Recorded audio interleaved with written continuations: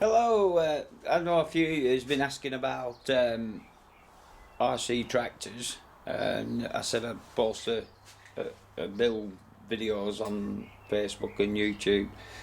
One or two have contacted me the last couple of days asking me how I go on, so I thought I'll just put a quick video up to show you. So we'll just see where we're up to with them.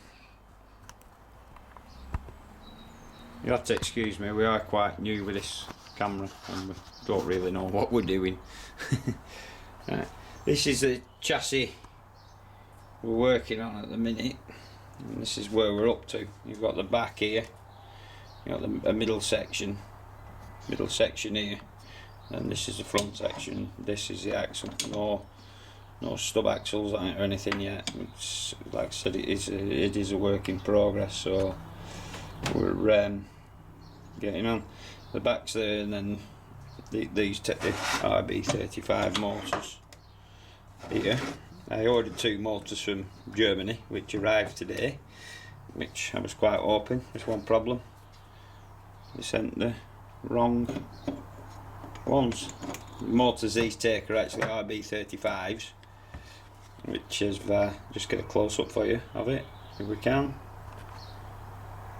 That's the one you want there, the RB35 60, the 50:1 ratio motors, and they are quite a short motor, which needs to be to get them in.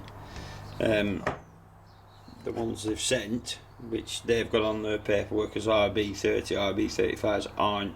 RB35s are much longer. You can't even use them, even though they're smaller.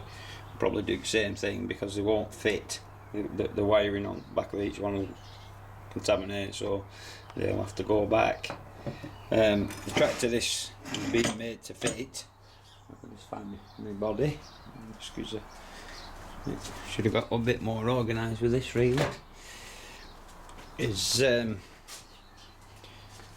John Deere 7930. I've already cut the axles and that off this. This is a bruder tractor, quite a big one, plenty of room in it.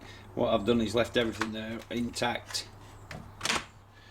as much as I can, and then underneath we've cut away. And then the idea is this little slot in here, like so. And obviously there's a bit of work to do yet, so just bear with me 1 second.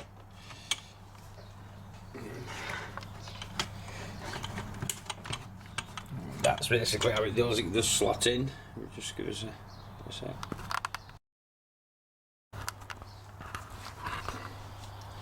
I've managed to slot it in there. If you just see there, it'll just cut out where it is, and then all the electrics and everything will sit on that. This is for the steering here, which should clear and come to the thing, and then the motors and the wheels. Slot it in so we can get a rough idea of where we're up to. It's not ideal yet, but there we go. Hopefully in the next couple of days we'll hopefully get this something like with all the wheels on and that. I do have a spare set of motors, so I can use them for now, and wheels. On the front here, just pointed out where it seems like I've left a gap. On this tractor I'm actually going to put a servo in there, small servo to a front linkage.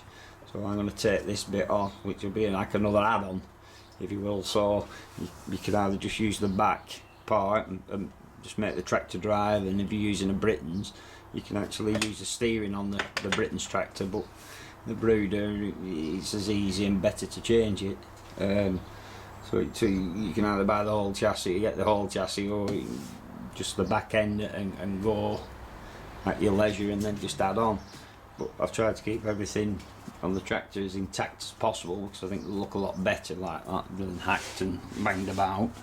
And the battery at the top of the engine here, just on this, if you look, put the top of the engine off, the battery actually sits up inside, it'll sit up inside the bonnet up there, Then you've a bit of room here for electrics and that.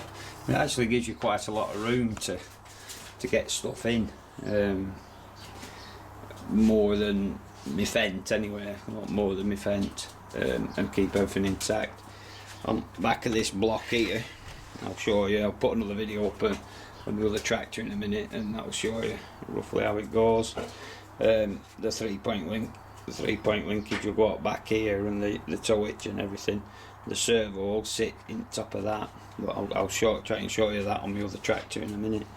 So that's where we're up to with it. We are pretty close. It just take a bit of time chopping and changing stuff and moving stuff about and altering it, and then we've got to make patterns and machining and one thing and another, so it is quite a slow process really, but pretty close. So I hope that just updates a few people that are interested and asking about it, and I hope if you're building a tractor it gives you some ideas of where you want to go.